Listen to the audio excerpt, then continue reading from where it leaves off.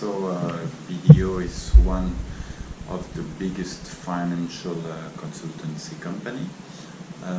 They are just seen as, let's say, a good alternative to the Big Four. We went on the website of the company and we made some research, and we saw that the pragmatic approach is like a main value in the company.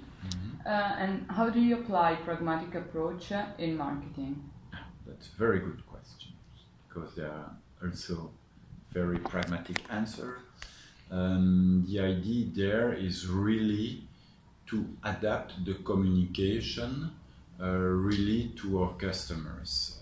I will just give an example. Our competitors are doing nearly all their communication in English, and here we try always for a customer, local customer, to speak and to write off in French, off in Flemish, off in English for international clients. Also, in the way we are communicating, we are not communicating the same way to everybody, but we adapt in function of target groups. And our target groups are of international companies, of big Belgian companies, of, let's say, small and medium companies. And each time we have different type of communication. And also in the visual that we take, we put always human face, local people, that kind of things, just to give this idea of proximity to people. So we try to avoid photo from a bank database with photo from US, of that kind of thing, which give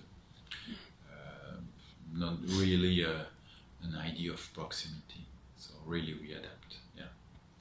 And we saw also on your website that the words ethics and transparency, they are compare a lot of time. And how do you approach with these values in your daily work? Yeah. So ethics and transparency are really core value within BDO, because all our business is around trust. If there should be any problem of that kind, of no trust, of misleading, of giving inside information to some competitors or other companies, it will be really dramatic for us. So we really have to be very strong on those points. Yeah. And how does BDO support the development of its workers? I mean, do you have courses? Okay, well, it's a very important value. You have to understand that our business is a people business. We produce no product, so it's only people going to customers. So we invest a lot in trainings, and we have a BDO Academy, when there's a whole program for everybody at different level, for even for marketing people to write storytelling and that kind of things, but of course a lot of technical trainings in tax and legal audit and things like that. How would you describe your company's management style and decision-making habits? Well, once again, if I compare with big groups like L'Oréal or others, we are far more working in a consensus way, also putting some human value in our decision. We always try to be sure that we are in line with our values when we take some decisions. So how do you deal if an unhappy atmosphere, environment is created in your team group? Yeah, so it's things that happens. Yeah. So the idea is always to make it clear, and that the people can speak about the problem, ideally face to face, and then to try to find a solution.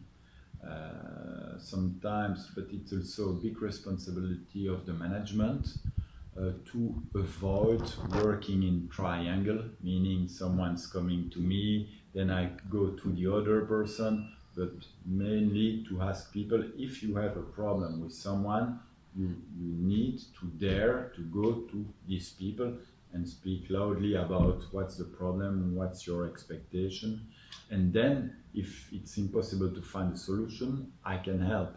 But people need to be responsible and to talk about what's the problem. And which are the fundamental qualities that you, as a manager, as a leader, had to improve during your career in order to bring the company to success? Well, I think what's for me was maybe a learning process is that when you start as a manager, you maybe, and that was my case, try to be nice with people and kind and that kind of things. So you want to arrange things, find solution, but sometimes people need also that you have high expectation and that you are ambition. So it's not management is not about being the friends of everybody. It's about to give a direction, to take clear decisions, and also to set a level of expectation, because it gives also some motivation to the people, and then you can go to the next level and to reach very good output and performances. And have you found a method to deal with different types of employees and clients, with like to deal with their different opinions and expectations? Yeah, there's a lot of training around that, and one of the key lessons is to try to understand people and ask questions, because once again, naturally, there's a lot of people, and surely in the sales department, that when they go to clients, they start speaking about their product, their solution, and everybody. But you can't come with the right solution if you don't know exactly what's the problem. And it's the same for the people. If you don't let people talk, it's difficult to know what they need and how you can help them. In your career, have you ever compromised yourself taking a decision that maybe was good for the company but not good for what your values were? Yeah, of course. That's something tricky in career, because I will just take an example. In my previous job, I had a very dedicated and very good webmaster. He has done a very good job. But the VP, the global VP marketing, my boss, was not happy about his work because he wanted to do something totally different, and he tried to undermine a little bit my colleagues. And there you have to, what's my position, you have to stick to your value, just to keep authentic. But sometimes it's hard because after your boss could consider that you don't support him. But for me, it was more important to be authentic and support the people that I think that they were right. This is for us mainly. If you had to give one piece of advice to a student that would like to pursue a marketing career, which would it be? I mean, also, how important are the university we choose? Is it just about the name of the university, or? Yeah, but for me, I still believe in some good school, business school. I mean, school profession and companies like Procter & Gamble, Unilever, and others.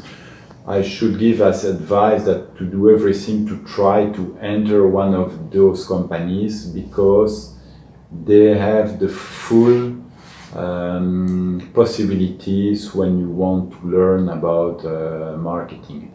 And more globally, I should say, if you are working or wanting to work in a domain like marketing, but it can be finance also, always to try to find first a company which is very strong is in this expertise. So if you like finance, want to work in finance, try to enter a big finance leader. If you like marketing, try to enter a big marketing leader. And after that, when you have learned a lot, you can go in other companies and then use your expertise and experience to do new things. It's what I'm doing now with BDO. BDO is not a marketing-focused company, but I have learned in other, and then I put in place here, and I bring my experience here. Okay, thank you. Thank you. Thank you.